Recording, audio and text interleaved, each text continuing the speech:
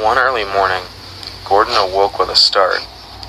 He felt strange, but could not explain why. His driver, who had come to clean him before work began, reassured him. "It's the ditch water," he said to Gordon. "It can get into your mechanical workings and make you feel sick." Gordon was satisfied with that explanation. But what was odd was that he couldn't remember falling into the ditch, even though it had recently happened. The memory was fuzzy at best. I'm just exhausted from pulling the express so well," he chuckled to himself, and fell back into an uneasy sleep. Later that morning, Gordon sleepily brought his train to the junction.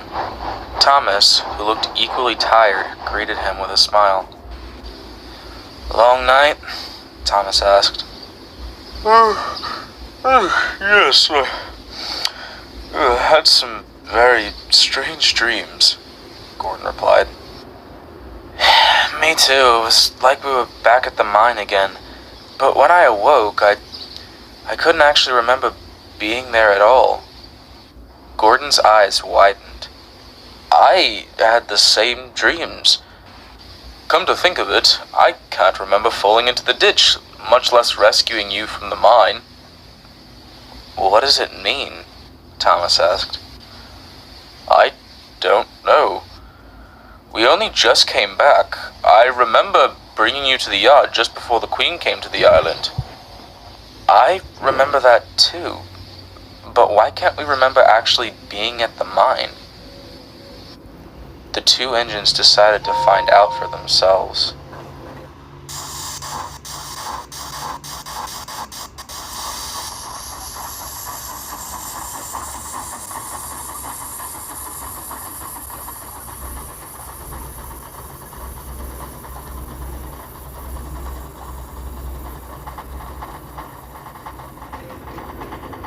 That night, the two of them puffed up the line which led from the big station. They rounded the bend that led to the mines, but were met with cautionary signs which read, "Danger, collapsed mine ahead."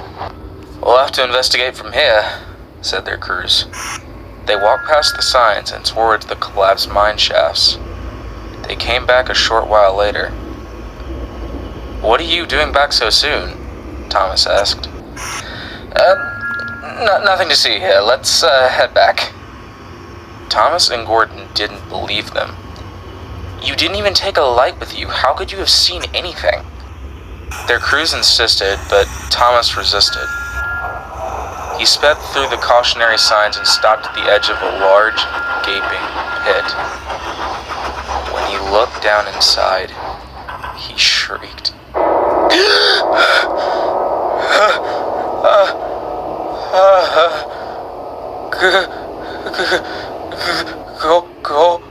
Gordon?" Thomas called, tears welling in his eyes.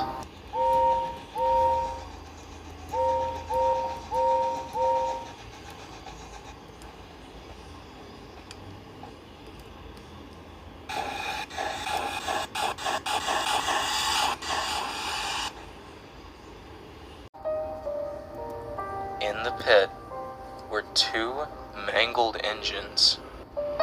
One looked exactly like Gordon, and the other like Thomas.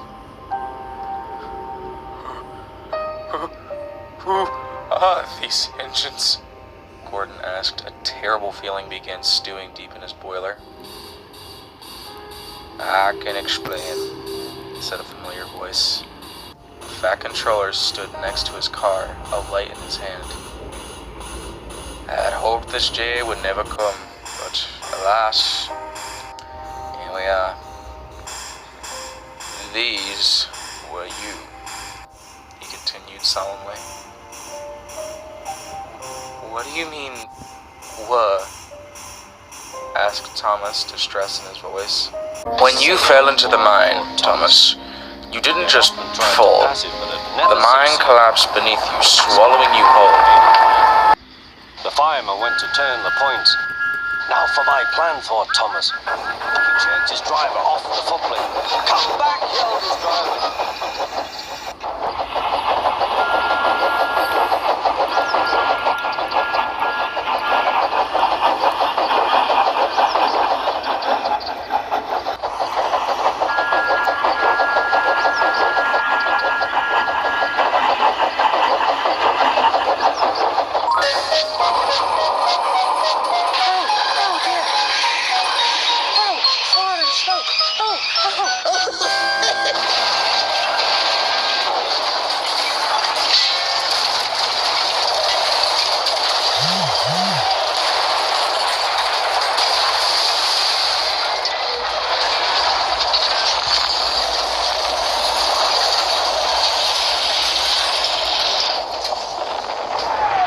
tried bringing Gordon, our strongest engine, to lift you out with a pulley system, but we misjudged how hollow the shaft was below.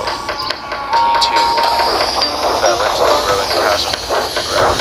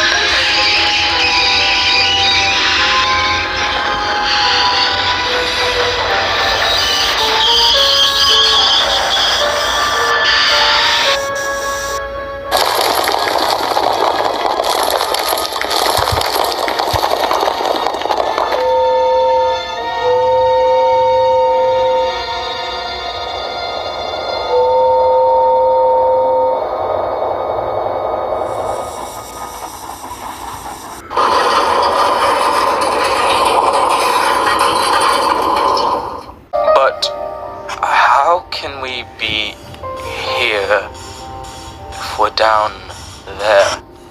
Gordon asked. It's a gruesome tale, said the Fat Controller.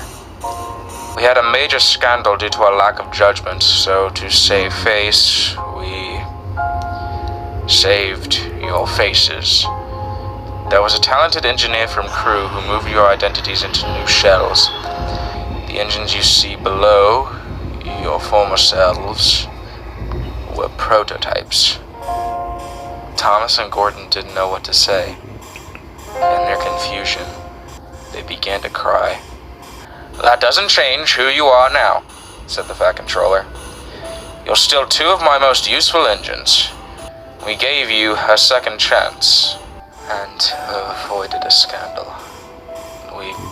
We understand, Thomas said in a derisive tone.